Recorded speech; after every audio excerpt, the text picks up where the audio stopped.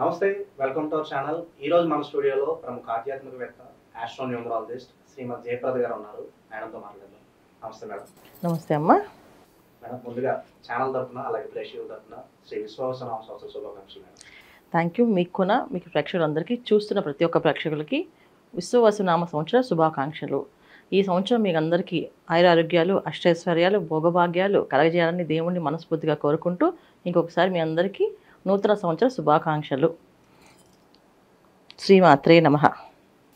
Madam, Shri విశ్వావసునామ సంవత్సరంలో వృశ్చిక రాశి వారికి ఓవరాల్గా ఈ కొత్త సంవత్సరం అంతా కూడా ఆర్థికంగా, ఆరోగ్యంగా అన్ని విధాలుగా ఎలా ఉండబోతుంది ఈ సంవత్సరం వీళ్ళకి? తప్పకుండా. సో వృశ్చిక రాశి వాళ్ళకి ఈ సంవత్సరం ఏంటంటే, ముందు నక్షత్రాల వైజ్గా చూసుకుంటే విశాఖ 4వ పాదం, తర్వాత అనురాధ 1, 2, 3, 4 పాదాలు, జ్యేష్ఠ 1, 2, 3, 4 పాదాలు వాళ్ళకి వృశ్చిక రాశిలో వస్తాయి. అయితే వీళ్ళకి ఆదాయం వచ్చేసి 2, వ్యయం 4, రాజపూజ్యం 5, అవమానం 2 ఈ సంవత్సరం. దశమ స్థానంలో, పంచమ స్థానంలో రాహుకేతులు ఇద్దరు రజతమూర్తులుగా వీళ్ళకి అన్ని అనుకూలమైన సామాన్యమైన ఫలితాలు అందిస్తున్నారు. అయితే ఇక్కడ గురువు సువర్ణమూర్తిగా ఉండి అష్టైశ్వర్యాలు కన్నా ఆరోగ్య విధంగా ప్రదాతగా మారాడు. అంటే ఏంటంటే, దీర్ఘకాల రోగాలతో బాధపడే వాళ్ళు ఎవరికైతే ఉన్నారో ఈ సంవత్సరం ఆ రోగానికి ఒక మందు దొరకడము, ఆ రోగానికి విరుగుడు దొరకడం జరుగుతుంది ఖచ్చితంగా. అంటే మంచి డాక్టర్ కానీ లేదా మెడిసిన్ కానీ దొరికి ఆ రోగం నుంచి బయటపడతారు.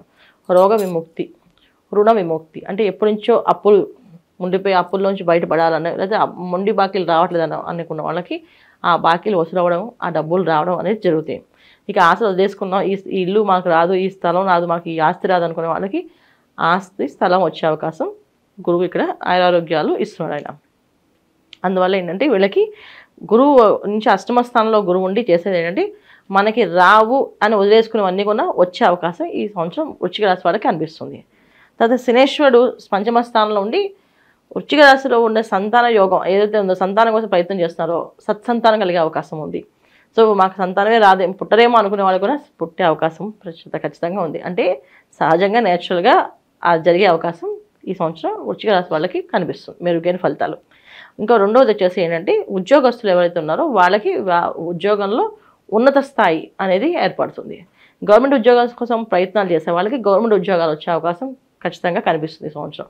గవర్నమెంట్ ఉద్యోగాలు రావడం, మంచిగా వాళ్ళు దాంట్లో రాణింపు, గుర్తింపు అనేది కూడా మెరుగైన ఫలితాలు కనిపిస్తాయి. గవర్నమెంట్ రంగాల్లో ఆల్రెడీ పనిచేస్తున్న వాళ్ళకి ప్రమోషన్లు వచ్చి వాళ్ళు అనుకునే దానికి రీచ్ అయ్యే అవకాశం కనిపిస్తుంది. బదిలీ అవ్వచ్చు, ప్రమోషన్ అవ్వచ్చు, ఏదైనా సరే వాళ్ళు ఏదైతే కోరుకుందో ఆ కోరిక తీరుతుంది. ఈ ఎప్పటికీ అవదరే అనుకునేవన్నీ కూడా అన్నీ నెరవేరుతుంటాయి, అన్ఎక్స్పెక్టెడ్గా జరుగుతాయి. అలాగే వివాహ ప్రయత్నాలు చేసే వాళ్ళకి వివాహం. తర్వాత విద్యార్థులకి, ముఖ్యంగా విద్యారంగంలో ఏవైతే విద్యారంగం సంస్థలో పనిచేస్తున్నారో వాళ్ళకి అనుకూలమైన గుర్తింపు రావడము. సో ఈ ప్రొఫెషనల్గా మీరే ఎదగండి అని చెప్పడం వల్ల వీళ్ళు ఓన్గా పెట్టుకోవడం అనేది అవకాశం ఉంది. ఇప్పుడు ఒక స్కూల్లో ఒక మాస్టర్గా పనిచేస్తున్నాడు, ఆయన ఓన్గా ఒక స్కూల్ పెట్టడమో లేదా ఒక ట్యూటోరియల్ పెట్టడమో అనేది అవకాశం కల్పిస్తుంది.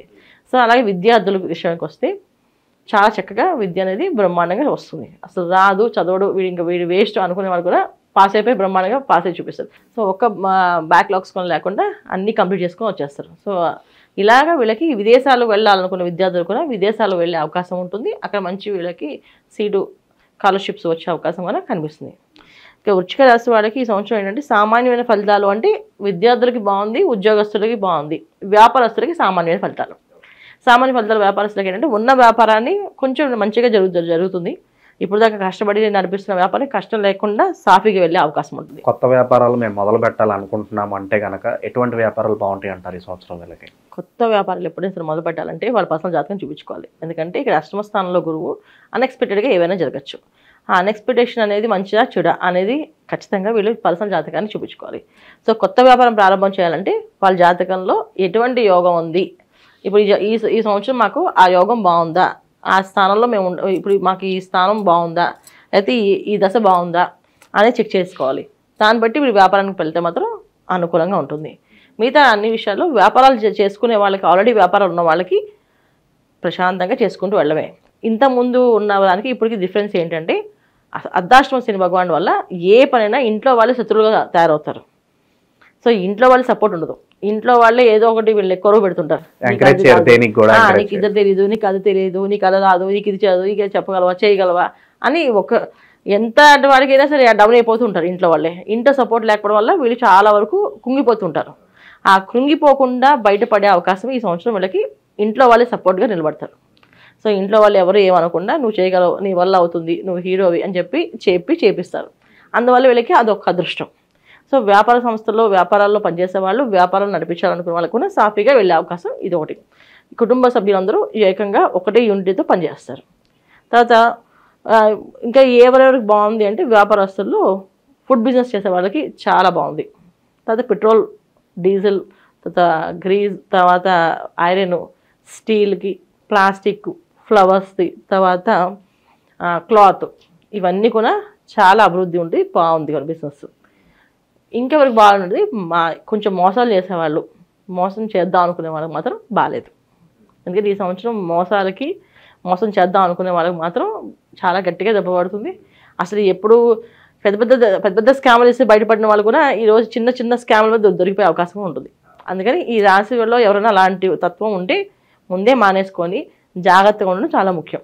వాళ్ళ పాపం పండే టైం దగ్గరలో ఉందంటారు. అయితే దగ్గరగా ఉంటుంది, చాలా ఇబ్బంది పడతారు. అది రెండోది ఏంటంటే ప్రొఫెషనల్గా ఉండేవాళ్ళు జాగ్రత్త అవసరం. ప్రొఫెషనల్ రంగంలో పనిచేసేవాళ్ళు మంచికి పోయి చెడు ఎదురయ్యే అవకాశం ఉంటుంది కనుక 1-10 ఆలోచించుకొని వెళ్ళాలి ఏ విషయమైనా. సో మనం సాయమే చేస్తాం అనుకోవచ్చు, అది మన గాయంగా మారచ్చే అవకాశం ఉంది. అందుకని జాగ్రత్త పడాలి. ఇది వృశ్చిక రాశి వాళ్ళు తీసుకోవాల్సిన జాగ్రత్తలు. ఆరోగ్యపరంగా మరి ఎలా ఉండబోతుంది మేడం ఈ సంవత్సరం అంతా కూడా?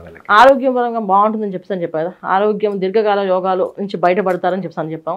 బాగుంటుంది, ఇబ్బంది ఏం లేదు. మూడోది వచ్చేసి వీళ్ళకి ఇంకెవరికి బాగుంటుంది అంటే స్త్రీలకి వీళ్ళ మాట చెల్లడము, వీళ్ళ మాట చెలమని అవ్వడము. ఇప్పుడు దాకా వీళ్ళని సపోర్ట్ చేయకుండా హస్బెండ్ అవ్వచ్చు, లేదా అత్తగారు అవ్వచ్చు, లేదా అమ్మ వాళ్ళు అవ్వచ్చు, ఎవరైనా అవ్వచ్చు, వీళ్ళకి గుర్తింపు లేకుండా వీళ్ళు సపోర్ట్ లేకుండా ఇప్పుడు వాళ్ళు సపోర్ట్ అనేది వాళ్ళే ఇస్తారు. ఖచ్చితంగా వీళ్ళకి ఒక గుర్తింపు వచ్చి వీళ్ళు అనుకునే పని అవుతుంది, వీళ్ళ మాట చెల్లుబాటు అవుతుంది. సో అందుకని బాగుంది, అన్ని రంగాల్లో బాగుంది, అభివృద్ధి అనే విధంగా బాగుంది. అంటే బ్రహ్మాండంగా లేదు కానీ ఓకే. అలాగే మేడం, ఈ రాశిలోని వివిధ నక్షత్రాల వాళ్ళు ఎలాంటి మంత్రం జపించుకుంటే బాగుంటుంది అంటారు? తప్పకుండా. సో ఈ రాశిలో ఉండే విశాఖ నక్షత్రం వాళ్ళు మాత్రం శ్రీదత్త శరణమ్మ అనే మంత్రాన్ని ఎక్కువ చదువుకుంటుండాలి. సో ఇది చదవడం వల్ల వీళ్ళకంటే ఎటువంటి అనారోగ్య సమస్య రాదు. ఎందుకంటే గ్యాస్కి సంబంధించిన ఇబ్బంది కానీ, వెన్నుకు సంబంధించిన ఇబ్బంది కానీ వచ్చే అవకాశం ఉంది, అది రాకుండా బయటపడతారు. తర్వాత దీంట్లో అనురాధ నక్షత్రం వాళ్ళు హరే కృష్ణ కృష్ణ కృష్ణ హరే హరే ఆ మంత్రాన్ని ఎక్కువ చేసుకుంటుండాలి. తర్వాత జ్యేష్ఠ నక్షత్రం వాళ్ళు వీళ్ళు మాత్రం శ్రీ సుదర్శనాయ నమః, శ్రీ సుదర్శన నమః, జయ జయ సుదర్శన, జయ జయ సుదర్శన అనే విషయం అనుకోవచ్చు. శ్రీ సుదర్శనాయ నమః, జయ జయ సుదర్శన అనే మంత్రాన్ని 108 సార్లు చేయాలి. ఇది వీళ్ళు చేసుకోవాల్సింది, పరిహారమైన మంత్రమైనా. ఇంకా మెరుగైన ఫలితాలు పొందడానికి ఎలాంటి రెమెడీస్ చేసుకుంటే బాగుంటుందంటారు ఈ సంవత్సరం అంతా? శుభ్రంగా అన్ని క్షేత్రాలు దర్శనాలు చేసుకోవడం, ఏ కుదిరితే ఆ క్షేత్రాన్ని దర్శనం చేసుకోవడం. ప్రతి నెల ఒక్కొక్క క్షేత్రానికి వెళ్ళి దర్శనం చేసుకున్నా మంచిదే వీళ్ళకి. ఎందుకంటే విశేషంగా ఈ గుడి ఆ గుడి అని ఏం లేదు. ఎందుకంటే అష్టమ స్థానంలో గురువు ఉన్నాడు కనుక వీళ్ళకి ఏంటంటే అన్ఎక్స్పెక్టెడ్గా ఏవైనా జరుగుతాయి, అవి మంచి అవ్వచ్చు, చెడు అవ్వచ్చు. సో మంచి మనకు కావాలి అనుకున్నప్పుడు మనం మంచిని మాత్రమే కోరుకోవాలన్నప్పుడు ఒక్కొక్క గుడిలో ఒక్కొక్క ఆరా అనేది డెవలప్ అవుతుంది. సో ఒక పాజిటివ్ ఆరా ఉంటుంది. ఆ గుడికి వెళ్తే మనకు ఆ ప్రశాంతత వచ్చి ఆ ఆరా మన మీద పనిచేసి ఆ ఆరా మనకు ఒక నెల రోజులు పని మీద పనిచేస్తాయి. అందుకే మనకి చంద్రకాంతి, సూర్యకాంతి అదంటే చంద్రుడు వెన్నెల్లో ఉండమని చెప్తాము, తర్వాత పొద్దున్నే ఎండలో నుంచమని చెప్తాము. ఇవన్నీ ఎందుకంటే ఒక కాస్మిక్ ఎనర్జీ నుంచి వచ్చే ఆరాని మన బాడీలోకి డెవలప్ అయ్యి అది బాగా పనిచేస్తుంటుంది. అందుకే దేవాలయాల్లో వెళ్తే ఆ ఉన్న ఎనర్జీ, పాజిటివ్ ఎనర్జీ ఆ నెలంతా వెళ్ళి కాపాడుతుంది.